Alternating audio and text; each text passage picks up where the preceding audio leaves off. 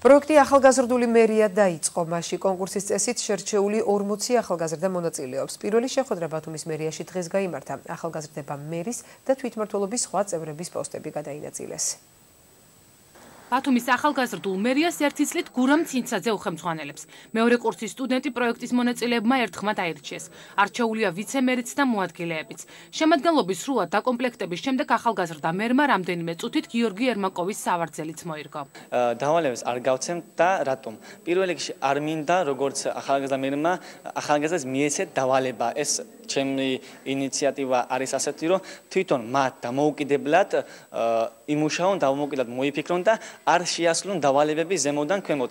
ეგ არ იქნება ვერტიკალური მმართველობა, იქნება დემოკრატიული ატმოსფერო. პროექტის წევრები დღესვე ახალგაზრდული მერიის 19 სტრუქტურაში გადანაწილდნენ.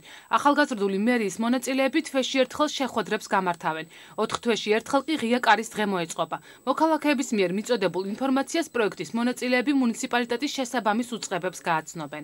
ჩვენი ინიციატივებით, ჩვენი ნიჭით, ჩვენ რაც გაგვაჩნია, დავეხმარებით ჩვენს ქალაქს მეტი განვითარებისათვის და შემოვიტანთ ახალ სიახლეებს. ქალაქის მერი მიიჩნევს, რომ მუნიციპალიტეტის მართვაში ახალგაზრდების ხედვა საინტერესოა. გიორგი ერმაკოვმა ახალგაზრდებთან საუბრის დროს ყურადღება თვითმმართველობაში მიმდინარე პროექტებსა და მერის ფუნქცია მოვალეობებზე გაამახვილა. მნიშვნელოვანია ეს არის იმიტომ, რომ ისინი კარგად გაიგებენ თუ რა არის ქალაქის თვითმმართველობა, როგორ ხდება ქალაქის, მოდი ესე ვთქვა, თვითმმართველობის მიერ ცხოვრების განსაზღვრა, რა პროექტები არსებობს, როგორ ხორციელდება ეს პროექტები, როგორი თანმიმდევრობით კეთდება ეს, რამდენ სირთულესთან არის დაკავშირებული. ახალგაზრდულ მერიაში ერთი წლით კონკურსის წესით შერჩეული 40 ახალგაზრდა იმუშავებს.